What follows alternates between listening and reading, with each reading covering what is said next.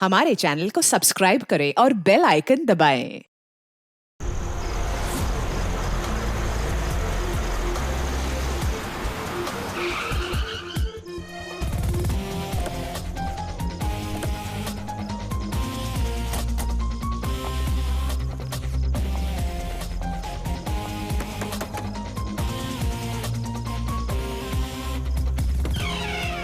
जी कहिए, किससे मिलना है? रोनी साहब को बोलो सीआईडी वाले आए। ठीक है। सोमवार की रात को विवेक का खून हो गया और हमें तुम पे शक है। क्या बकवास कर रहे हैं आप? भला मैं विवेक का खून क्यों करने लगा? अब इस क्यों का जवाब तो तुम्हें ही देना पड़ेगा। मैं विवेक के खून के बारे में कुछ नहीं जानता। ये तो अभी अभी आप लोगों ने बताया, वो मैं जानता हूँ। देखो, ज्यादा भोलेपन का नाटक मत करो। साफ साफ बताओ, विवेक को क्यों मारा तुमने? सर, मैंने विवेक का खून नहीं किया है, और वैसे भी उसके घर के बाहर सिक्योरिटी गार्ड थे, तो कोई कैसे उसके घर में घुसकर मार सकता है? सिक्योरिटी गार्ड्स कुछ नहीं कर पाए क्योंकि उन्हें कोई दिखाई नहीं। क्या मतलब? मतलब ये है कि एक ना दिखने वाला इंसान विवेक के घर में आया और उसने लाइट के जंक्शन बॉक्स के साथ कुछ छेड़छाड़ की, इससे लाइट चली गई। सर, लाइट चली गई? मैं पता लगाता हूँ। नहीं मिस्टर रॉनी, आप बाहर नहीं जाएंगे, अभी तो रुकिए। आपकी जान को खतरा है, ये वही खूनी हो सकता है। सिक्योरिटी! रॉनी, आप हिलना मत। जी, सिक्योरिटी!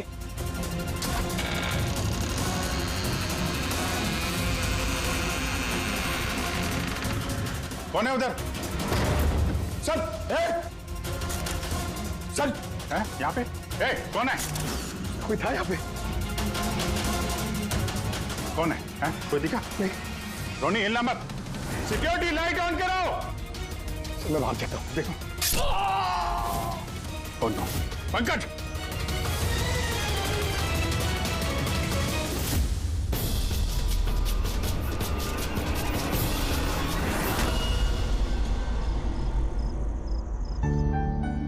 वीना, आज दिन भर सिर्फ काम काम और काम ही रहा है। शरीर भी थक गया है, पूरी बॉडी दर्द दे रही है। विवेक, 24 घंटे सोचोगे तो बॉडी तो पेन होगा ना। अब इतना बड़ा बिजनेस करना है तो सोचना तो पड़ेगा ही ना। थोड़ा सोच समझ के काम करोगे तो दिमाग पे प्रेशर कम पड़ेगा ना। ये कोई गुड्डे गुड्डियों का खेल नहीं है जो चुटकी बजाते ही काम शुरू हो जाए और चुटकी बजाते ही खेल खत्म। समझ रही हो? ठीक है, एक काम करती हूँ, मैं लोकेश को बुलाती हूँ, वो तुम्हारी मालिश कर देगा अच्छे से। ठीक है? मालिश नहीं, बस गर्मा गर्म एक गिलास दूध मेरे लिए लेकर आ जाओ ताकि सारी थकान दूर हो जाए। अच्छा, तो अभी लेके आए। Please, thank you.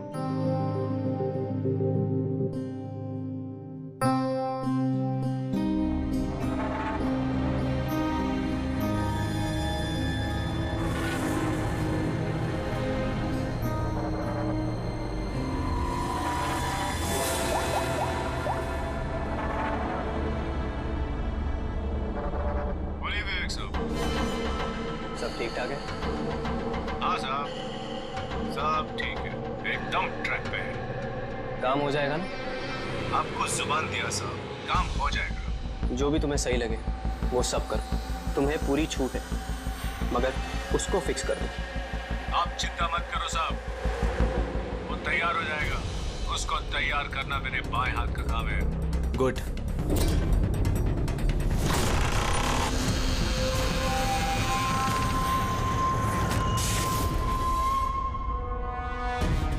ये लाइट्स को क्या हो गया? वीना, वीना तुम हो? वीना, तुम बोलती क्यों नहीं? ये लाइट्स कैसे चली गई? लोकेश, वीना, कौन है? कौन है यहाँ पे? वीना, मजाक मत करो। देखो, देखो, मैं अंधेरे से नहीं डरता। विवेक साहब!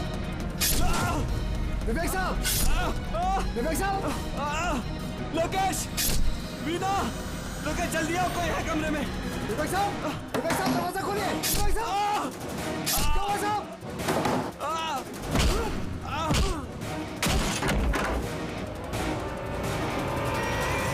विवेक साहब! मार्गिन! विवेक साहब! विवेक साहब! विवेक साहब!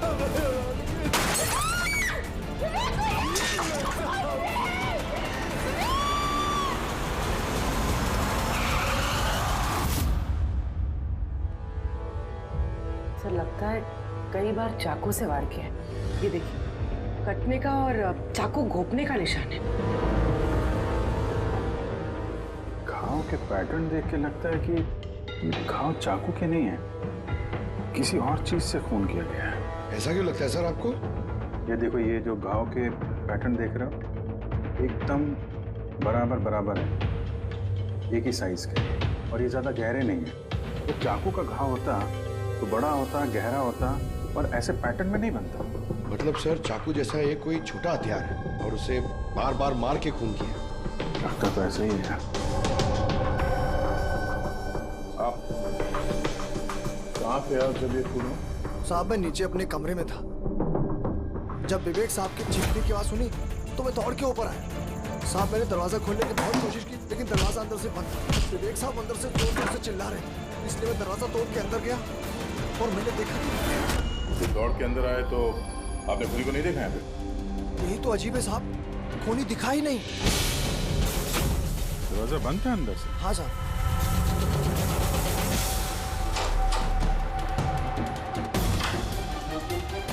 तुम अंदर आए तो यहाँ पे लाइट थी? साहब उस वक्त लाइट नहीं थी।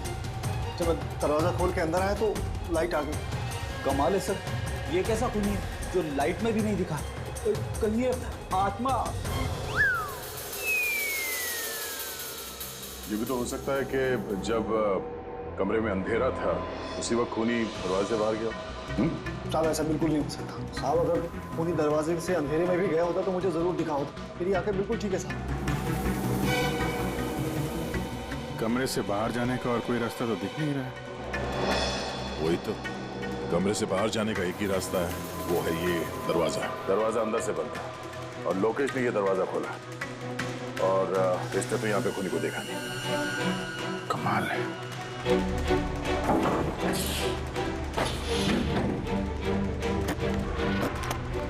क्योंकि अंदर से बंद है, यहाँ से तो खूनी आ नहीं सकता। तो खूनी अंदर कैसे आया? और फिर बाहर जाते हुए किसी को दिखा नहीं। सर मेरी दादी एक भूतिया कहानी सुनाती थी। पंकज, एक तो ये कहानी नहीं है, हकीकत है, और ये भूतिया नहीं है। सर ये हकीकत है, लेकिन भूतिया कोई यहाँ पर आता है, बिना हथियार के खून करता है और चले जाता है। कहाँ से? जाने का तो यही एक रास्ता है, ये दरवाजा।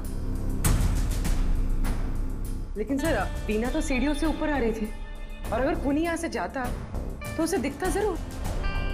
कमाल है यार, ये लाइट का आना जाना, इसका कुछ ना कुछ कनेक्शन है इस केस के साथ। लाइट का जंक्शन बॉक्स कहाँ पे है?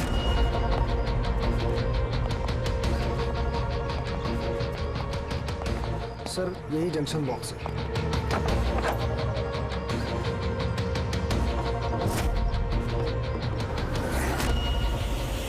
इधर आ जरा। कल तुम ही ड्यूटी पे थे? मैं तो गेट पे था साहब। तुम्हारे गेट पे रहते कोई घर में घुस के फोन कर गया, तुम्हें पता नहीं चला?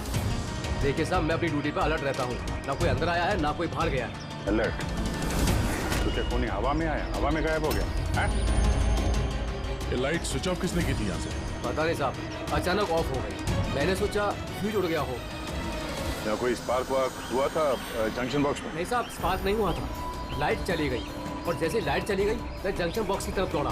देखा बाकी सबके घर में लाइट है, हमारी क्यों नहीं? और देखा साहब जंक्शन बॉक्स खुला था, जंक्शन बॉक्स का स्विच भी बंद था, और मैंने ऑन किया साहब। जैसे ही ऑन किया लाइट आ गई। कोई तो आया था यहाँ पे जिसने लाइट के साथ छेड़छाड़ की है। विवेक की बीवी वीना, उससे भी पूछ लेते हैं।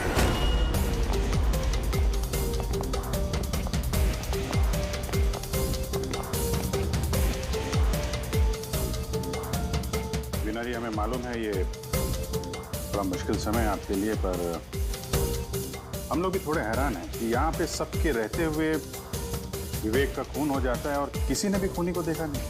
सर इस बात का जवाब मेरे पास भी नहीं है। मैं खुद हैरान हूँ, खूनी कहाँ से हवा बनकर आया और कहाँ चला गया। मैं मेरे बच्चों को क्या जवाब दूंगी सर, उन पर क्या बीतेगी। हिम्मत रखो, समय के साथ साथ बच्चे भी समझ जाएंगे। आप कौन है? सर मैं विवेक का बिजनेस पार्टनर हूँ। मेरा नाम राकेश है और मैं अभी जापान से लौटा हूँ। किस सिलसिले में जापान गया था? सर एक बिजनेस के मामले में गया था। क्या बिजनेस क्या करते हैं? सर विवेक और राकेश एक जापान में ऑयल बेसिन का बिजनेस शुरू कर रहे थे, जापान की सी में। जॉइंट वेंचर था इंडिया और जापान में। दोस्त तो गया ही, पता नहीं अब इस कंपनी का क्या होगा। विवेक की किसी से कोई दुश्मनी थी क्या, या आजकल कुछ स्ट्रेस में हो, कोई धमकी भरे फोन ऐसा कुछ? नहीं सर, कभी किसी की धमकी या फिर कुछ ऐसा उन्होंने नहीं बताया, लेकिन वो जापान की डील को लेकर काफी टेंशन में रहते थे। किस तरह की टेंशन? डील होगी भी या नहीं। लेकिन सर एक बात और थी। क्या? सर कुछ दिन पहले विवेक एक बहुत अजीब आदमी से मिले थे। अरे आप चिंता मत करो, आपने मुझ पर भरोसा किया, अपना वादा पूरा किया, अब मैं भी आपका वादा पूरा करूंगा। पुलिस को भनक भी नहीं होनी चाहिए। साहब पप्पन नाम है, मुझ पर भरोसा है ना? विश्वास है, इसलिए काम दिया है तुम्हें। बस अब पप्पन का कमाल देखो। पप्पन? देखिए जैसा आपने बताया उससे तो यही लगता है कि ये पप्पन कोई पुराना मुजरिम है, और हर मुजरिम का रिकॉर्ड है हमारे पास। आप उसकी फोटो देखेंगे तो पहचान लेंगे? जी सर। ठीक है, फिर तो जल्दी इस पप्पन का पता चल जाएगा, और उसने क्या किया था वो भी।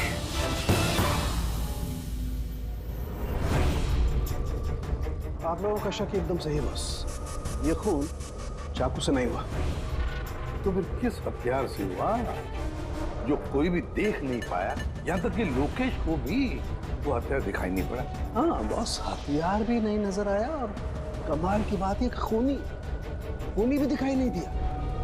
ये तो पहली हो गई, खून हुआ, खून ही नजर नहीं आया। घाव चाकू जैसे हैं लेकिन खून चाकू से नहीं हुआ। पहेली तो है अभिजीत, और इस पहेली को सॉल्व करने के लिए आप लोगों को कड़ी मशक्कत करनी पड़ेगी। देखो बॉस, हम लोग आत्मा में तो विश्वास नहीं करते, लेकिन साइंस से कुछ भी किया जा सकता है, और मुझे लगता है किसी मॉडर्न साइंस की टेक्निक का इस्तेमाल किया गया है इस खून में। हाईटेक खूनी? हाईटेक ही हो सकता है, वरना ना दिखने वाले खूनी को लाइट्स ऑफ करने की क्या जरूरत है? माना कि ये खूनी हाईटेक है, मगर कहीं ना कहीं उंगलियों के निशान तो छोड़े होंगे ना उसने। बिल्कुल है। तो फिर सर जो क्राइम सीन से हमने उंगलियों के निशान लाए थे, उनमें से एक निशान खूनी के भी होंगे? होने चाहिए थे, लेकिन अफसोस की बात यह है कि है नहीं। आप लोग जो भी फिंगरप्रिंट्स लेके आए उसमें सिर्फ विवेक और उसकी पत्नी के फिंगरप्रिंट्स हैं, जो एकदम क्लियर है। बाकी के फिंगरप्रिंट्स एकदम स्पष्ट हैं, सब मिल गए हैं। ऐसा लगता है जैसे किसी ने ग्लव्स पहन करके दरवाजा खोला और बंद किया। प्लानिंग के साथ खून किया गया ताकि सबूत ही ना मिले। काम करते हैं, इस विवेक के घर में जितने भी लोग हैं उन सबसे अलग अलग स्टेटमेंट लेते हैं, सबसे पूछताछ करते हैं कि उस रात हुआ क्या था। खूनी ने अंधेरे का फायदा उठाया है, अब हम भी अंधेरे में निशाना लगाएंगे। सर, जब ये खून हो रहा होगा तो वो खूनी अंदर ही होगा सर। जैसे ही बीना बाहर गई उसने खून कर दिया। ये थ्योरी हो सकती है पंकज, अगर लाइट नहीं गई होती तो फिर सब दो खूनी होंगे, एक लाइट ऑपरेट कर रहा होगा और अंदर खून कर रहा होगा। मगर जिसने लाइट ऑफ करी वो कहाँ था? वहां पे तो गार्ड खड़ा था, उसने बोला ना उसने किसी को अंदर आते देखा ना कोई बाहर गया। सर लेकिन जब वीना बाहर गई थी तो उसने दरवाजा खुला हुआ देखा था सर, तो हो सकता है कि दरवाजे के ऊपर उसकी उंगली के निशान हो। खूनी यहाँ भी चालाक निकला। सारों के सामने बताया ना, यहाँ कमरे के अंदर हमें एक भी फिंगरप्रिंट्स नहीं मिले, एक भी। उसने हैंड ग्लव्स पहने होंगे सर, इसलिए शायद नहीं मिले। हैंड ग्लव्स तो पहने ही होंगे। विवेक की बॉडी यहाँ पड़ी थी, मतलब यहाँ कहीं खड़ा होगा। 1 मिनट यहाँ खड़े होना जरा पंकज।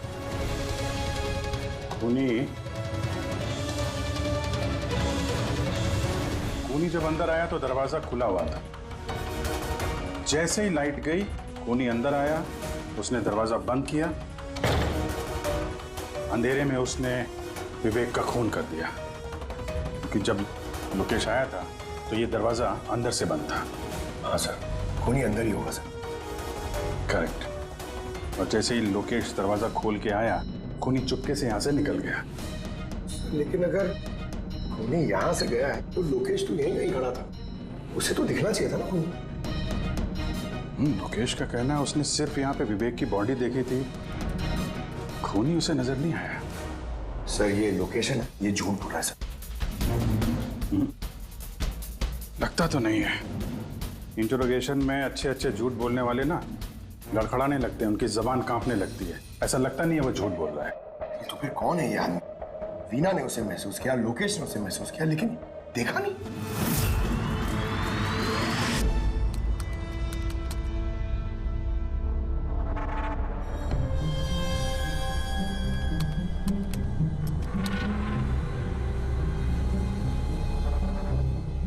सर, मरने से पहले विवेक ने जिस नंबर पे फोन किया था वो नंबर एक दिन पहले चोरी हो गया था और अब वो अनअवेलेबल आ रहा है।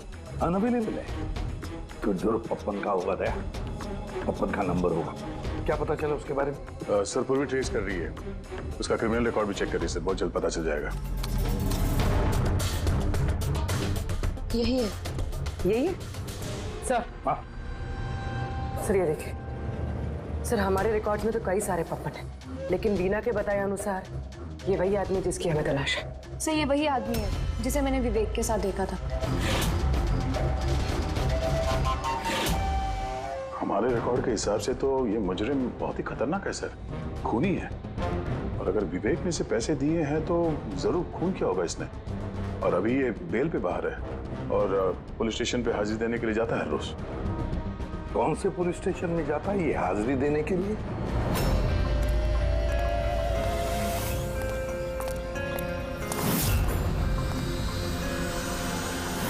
सर यहाँ से पास हो गया। सब्जी ले लो भाई, सब्जी ले लो, सब्जी ले लो। सर, पप्पन यहाँ से निकल गया। ले भैया, तेरा ठेला संभाल ले। उसको उधर ही रोक के रख, चाहे वो रोए या हंसे, तुम उसकी चिंता मत कर। जब तक वो हमारे पास है, बाजी हमारे हाथ में है।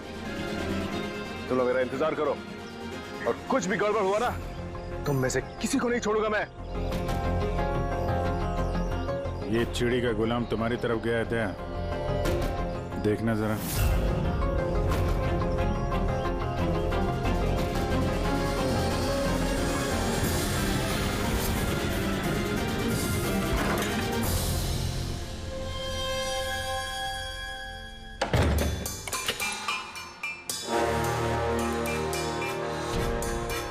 कैसा लगा हमारा इनविटेशन भरत साहब? देखो देखो, आप लोग जो कोई भी हो, मुझे और मेरे बेटे को छोड़ दो।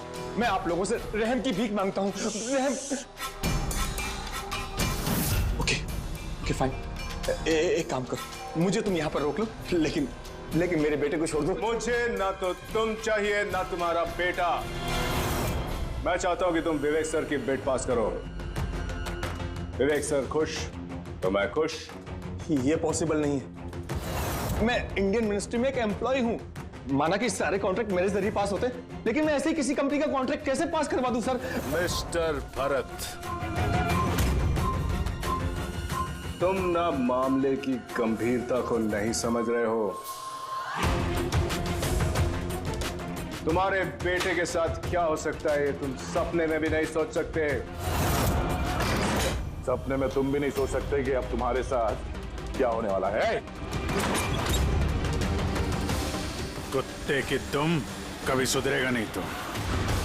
जमानत पे बाहर आया और ऐसा कांड कर रहा है, अब अंदर जाएगा ना तो बाहर नहीं आएगा।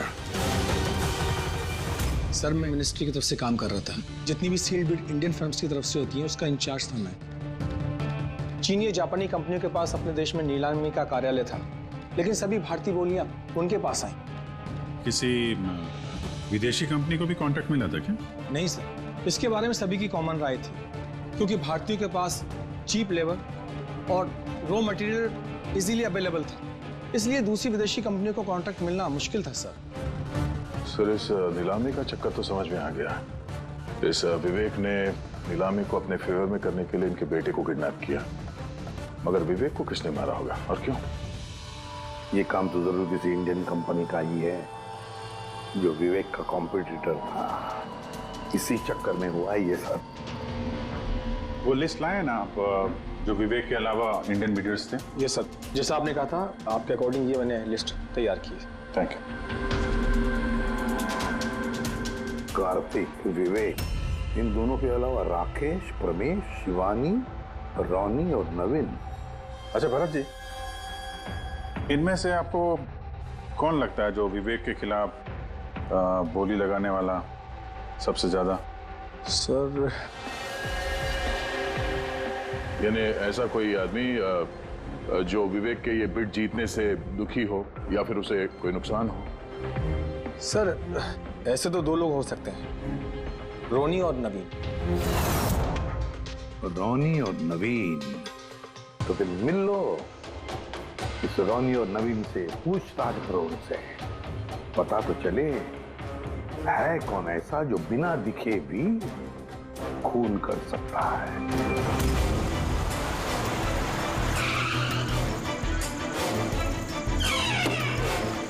जी कहिए, किससे मिलना है? रोनी साहब को बोलो सीआईडी वाले आए।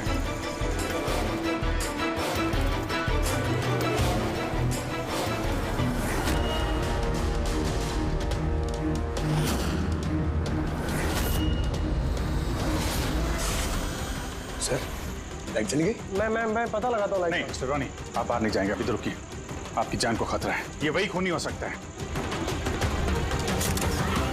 सिक्योरिटी! रोनी, आप हिलना मत। सिक्योरिटी! सर, यहाँ कोई है? कोई है? सर यहाँ। कौन है इधर? कौन है? मिस्टर रोनी, आप हिलना मत। सर, मैं देखता हूँ, देखो। पंकज! ओह नो, रोनी! साहब, सबको क्या हुआ? एक मिनट। He's no more. बाहर जाते हुए कोई दिखा था क्या? नहीं सर, सर मैं वहाँ जंक्शन पे गया, लाइट ऑन की और देखा कि हमारा दूसरा सिक्योरिटी गेट के पास बेहोश पड़ा हुआ है और मैं अंदर आ गया सर। Hello sir. सर, हम रोनी को बचा नहीं पाए। He's dead. ऐसा कैसे हो सकता है अभिजीत? खून तुम्हारे सामने हुआ और तुम कह रहे हो कि तुमने खूनी को देखा तक नहीं? हाँ सर, पहले तो हम सुनी सुनाई बातों पे यकीन कर रहे थे, पर यहाँ तो हम लोग वहाँ मौजूद थे सर, कोई नहीं दिखा। मतलब विवेक के खून की जैसा? हाँ सर। ये किस तरह का खूनी है सर, जो है मगर दिखाई नहीं देता? वही तो, पर इतना पक्का है कि मैंने वहाँ पे कुछ शैडो जैसी देखी थी, कुछ अजीब सी। एक्सप्लेन करना मुश्किल हो रहा है मगर। सारुण के यार, फोटो से कुछ पता चल रहा है तुझे? बॉस, लगा हुआ तो हूँ, शायद कुछ हाथ लग जाए, लेकिन एक बात पक्की है, ये खून भी वैसे ही हुआ है जैसे इससे पहले को खून हुआ है।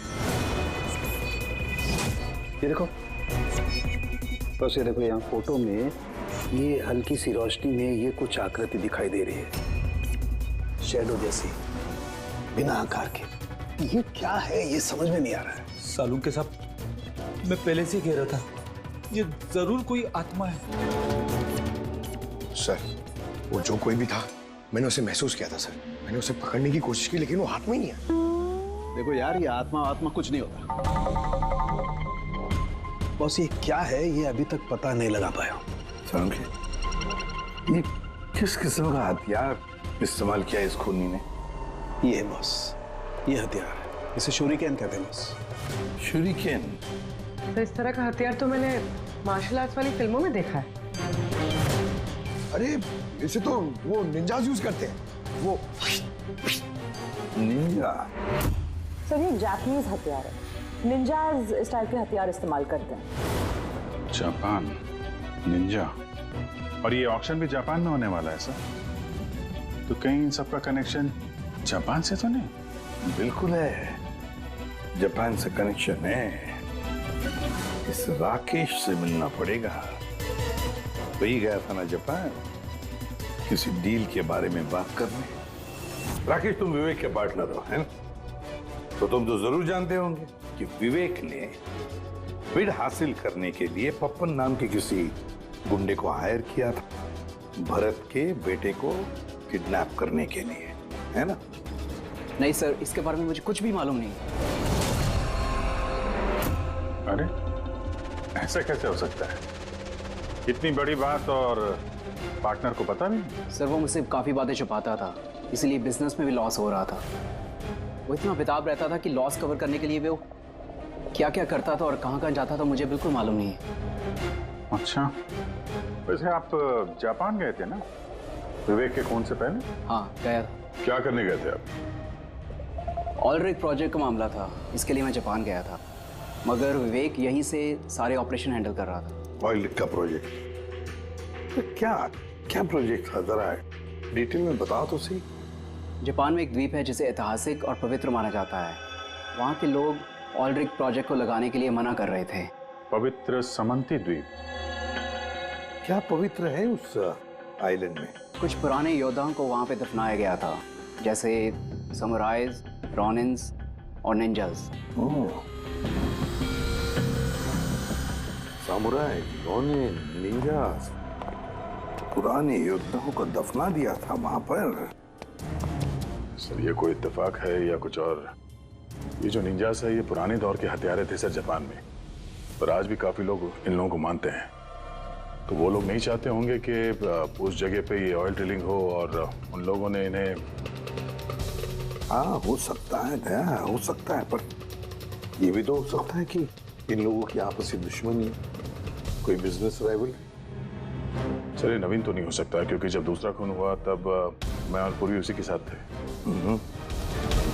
तो फिर ये बचे 3 बिडर्स, शिवानी, प्रमेश और कार्तिक, तीनों को बुला लेते हैं यहाँ पर। कार्तिक, प्रमेश, शिवानी, तो तुम 3 भारतीय थे विवेक के साथ बिड करने में जापान में, मगर डील हमारे हाथ में आई नहीं, और इसी वजह से विवेक और रोनी का खून हुआ है। कार्तिक आप कहाँ थे जब ये दोनों खून हुए? सर मैं मीटिंग में ही था, आप मेरे एम्प्लॉय से पूछ सकते हैं सर। और प्रमेश? सर मैं सामाजिक व्यक्ति हूँ, और सर इसके गवाह सर वो अफसर हैं, और सर जिस वक्त खून हुआ मैं उनका साथी था सर। तो ये भी तो हो सकता है ना, ये खून तुम लोगों ने करवाया? सर हम क्यों खून करवाने लगे? सब अपने अपने नसीब का खाते हैं सर, और डील नहीं हुई तो क्या हुआ सर, कभी ना कभी कोई ना कोई डील तो हो ही जाएगी। वैसे आप कहाँ थे शिवानी जब ये खून हुआ? सर मैं जापान गई थी। और क्या करने गई थी आप जापान में? सर एक मजबूरी आ गई थी। मजबूरी? कैसी मजबूरी? सर कुछ विदेशी कंपनियां हमारी भारतीय कंपनियों के बारे में गलत अफवाहें उड़ा रही थी, उसी वजह से भारतीय कंपनियों को बहुत ही चिंता हो रही थी। तो हम वहाँ उनकी चिंता दूर करने गए थे और ये बताने गए थे कि भारतीय कंपनियां सबसे बेहतर होती हैं। और वैसे भी सर हमने अपनी बिड्स विड्रॉ कर ली थी, तो फिर हम क्यों मारेंगे उन्हें? और बिड्स विड्रॉ करने की कोई खास वजह? सर वजह सर ये थी कि हम लोग अपनी जिंदगी में सर टेंशन नहीं चाहते हैं, और सर हम लोग किसी भी तरह का कोई रिस्क नहीं चाहते हैं। सर हम लोग को सर जो भी मिल रहा है सर हम उतने में खुश हैं।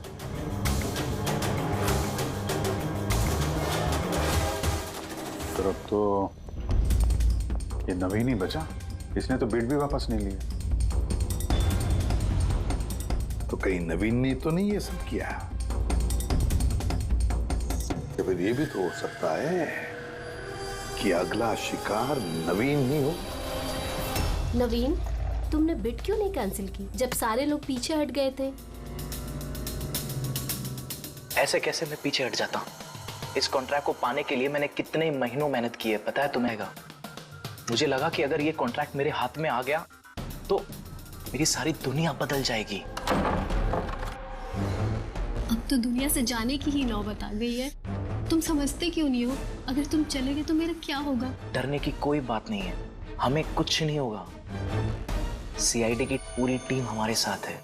अरे सीआईडी वालों के सामने वो मार के चला गया, और सीआईडी वाले क्या किए? कुछ नहीं कर पाए वो।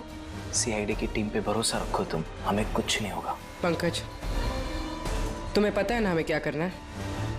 Don't worry, I know. मैं आता हूं।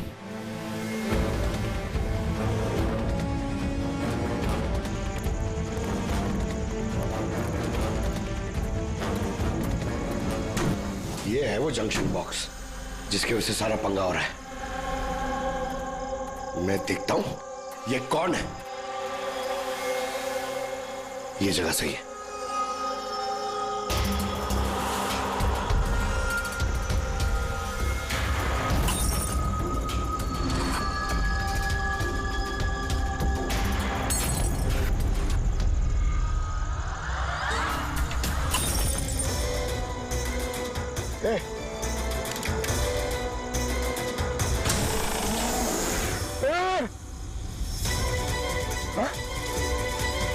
कौन है?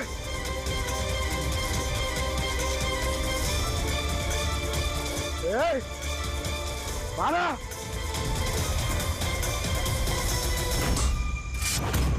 नवीन, ये लाइट को क्या हो गया? अरे कुछ नहीं हुआ। नहीं नहीं, वो आ गया है। कुछ नहीं होगा, कुछ नहीं होगा आपको। प्लीज रिलैक्स हो जाइए।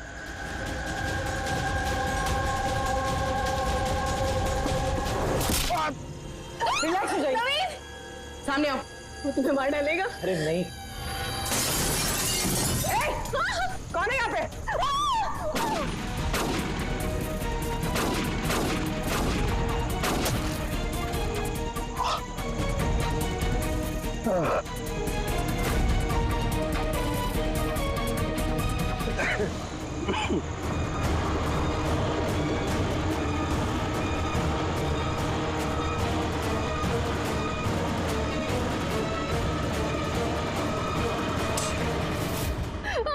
आप लोग ठीक है?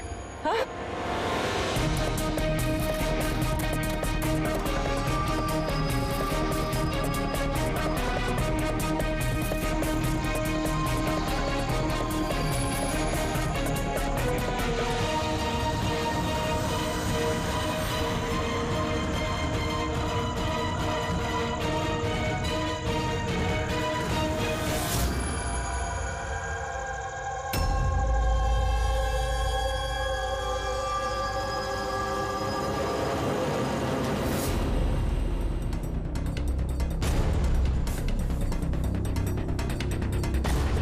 सर, मैंने वहां पर 6 गोलियां चलाई थी। उनमें से 5 गोलियां तो मिल गई, मगर एक गोली उस खूनी को जरूर लगी है। एक गोली खूनी को लगी है? तो पूरी तुम यकीन के साथ कैसे कह सकती हो कि 6 में से एक गोली खूनी को लगी है? क्या वहां पे कोई खून वगैरह गिरा था? नहीं सर, खून तो नहीं था वहां पर, लेकिन गोली लगने की आवाज जरूर आई थी। अगर गोली लगी है तो खून तो निकलेगा ही। घर के अंदर ना सही तो घर के बाहर कहीं मिला? नहीं सर, हमने अच्छे से चेक किया था, वहां पर खून था ही नहीं। हो सकता है सर खूनी ने बुलेट प्रूफ वेस्ट पहन रखी हो। और सर, ये भी तो हो सकता है कि ये काला उस बुलेट प्रूफ वेस्ट का टुकड़ा हो। सर के इस काले कपड़े के टुकड़े से कुछ पता चल रहा है तुझे? नहीं बॉस, इस कपड़े पर से भी खून के ट्रेसेस तो नहीं मिले। खून के अलावा कुछ मिला तुझे? हाँ, ये कपड़ा इतना काला है कि विश्वास नहीं होता है। इस पर से कोई भी रिफ्लेक्शन हो ही नहीं सकता है। रिफ्लेक्शन नहीं हो सकता? मतलब ये फ्रेडी कि जब आप किसी भी चीज पर लाइट डालते हैं तो वो लाइट थोड़ी सी रिफ्लेक्ट होके आपकी आंखों में आती है। इसी से पता चलता है कि वो क्या चीज है, उसका कलर क्या है, ये सब कुछ। लेकिन इस कपड़े पर अगर आप लाइट डालेंगे तो रिफ्लेक्ट होगी ही नहीं। इस कपड़े पे लाइट मारेंगे तो ये कपड़ा दिखेगा नहीं ना। मैं दिखाता हूं, ये देखो, ये यहां पर ये लाइट है। अब हम इसे ट्रैवल करते हैं इस कपड़े पर और ये देखो लाइट गायब। माय गॉड, मतलब इस कपड़े ने सारी की सारी लाइट एब्जॉर्ब कर ली। और ये देखो, कपड़े से बाहर आए तो फिर से लाइट दिखाई देना शुरू हो गई। अजीब कपड़ा है, पूरी लाइट एब्जॉर्ब कर लेता है। पता ही नहीं चल रहा था कपड़ा है कि नहीं। इस साउंड के नवीन की जान को खतरा है। जो भी है जल्दी बता दे। बॉस, मैं जानता हूं कि ये क्या है और खून कैसे हुआ है।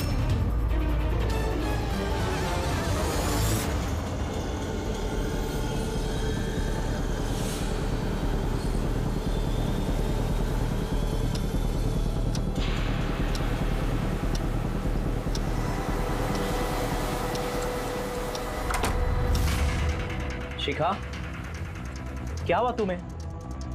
क्यों इतनी परेशान लग रही हो? हमें कुछ नहीं होगा, रिलैक्स हो जाओ। कैसे रिलैक्स हो जाओ? तुम्हें कुछ हो गया तो? शिखा, मैंने बोला हमें कुछ नहीं होगा। नवीन, ये लाइट कैसे चली गई? अरे अरे नवीन, वो आ गया है। कोई नहीं वो आया। तुम्हें मार डालेगा।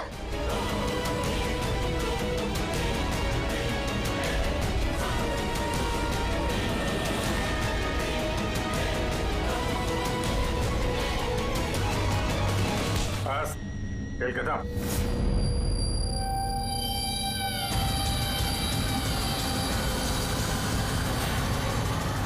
एक गिलास दूध अपने हाथों से लेकर आ जाओ, सारी थकान दूर हो जाएगी। अच्छा, अभी लेकर आती हूँ। Please, thank you.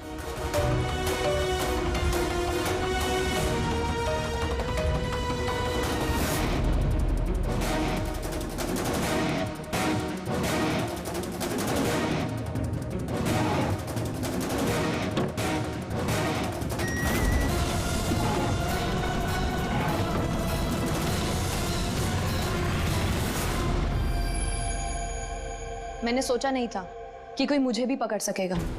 हमने भी नहीं सोचा था कि एक पत्नी अपने पति का खून कर देगी। अपराधी चाहे जितना दिमाग लगाकर अपराध को अंजाम दे, कहीं ना कहीं उससे कोई ना कोई गलती हो ही जाती है। मैंने तो कोई गलती नहीं करी, फिर भी आप लोगों ने मुझे पकड़ लिया। नहीं, गलती हुई तुमसे। ये कपड़ा पहन के तुमने बहुत अकलमंदी दिखाई थी, लेकिन इस कपड़े का टुकड़ा हमें खिड़की में से मिल गया।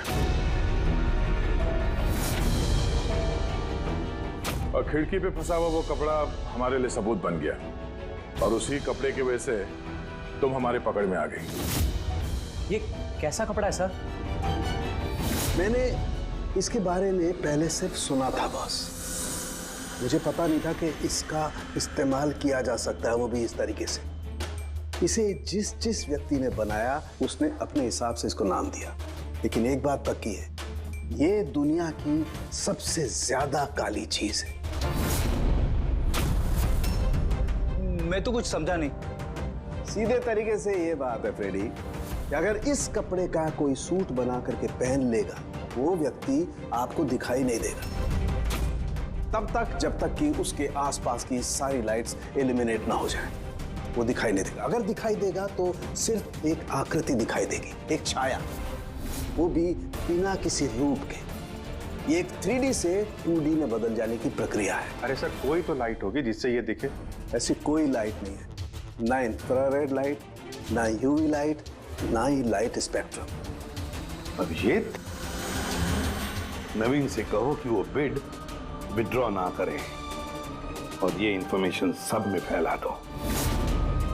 सर, इस बात के फैलते ही उस पर फिर से हमला हो सकता है। यही तो हम चाहते हैं पूर्वी, यही तो हम चाहते हैं। ये ब्लैक फैब्रिक लाइट को एब्जॉर्ब कर लेता है, लेकिन हीट को एब्जॉर्ब नहीं करता। हीट को तो रिफ्लेक्ट करेगा ही। हम खूनी को पकड़ेंगे थर्मल विजन से।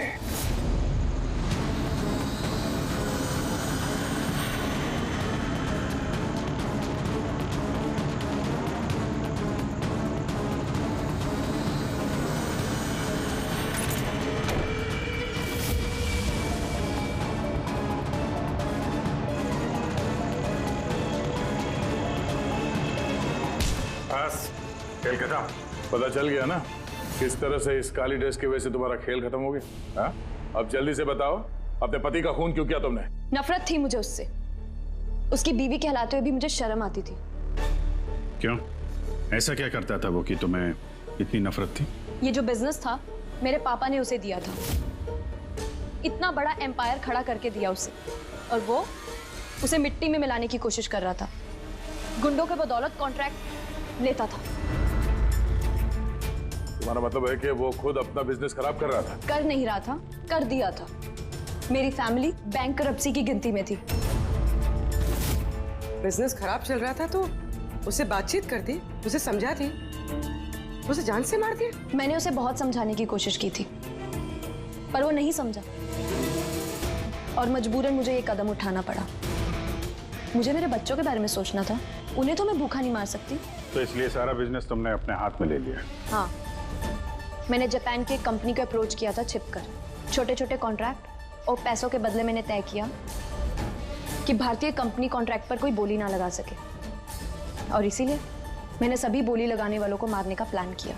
और उन्हें मारने के लिए ऐसे हथियार का इस्तेमाल किया जो निंजास इस्तेमाल करते हैं ना? हाँ। क्या मिला ये सब करके? जेल। जिन बच्चों के लिए तुमने गुनाह का रास्ता अपनाया, अब वो बेचारे अनाथ हो जाएंगे। For more updates, subscribe to our channel, click the show links and enjoy watching the videos.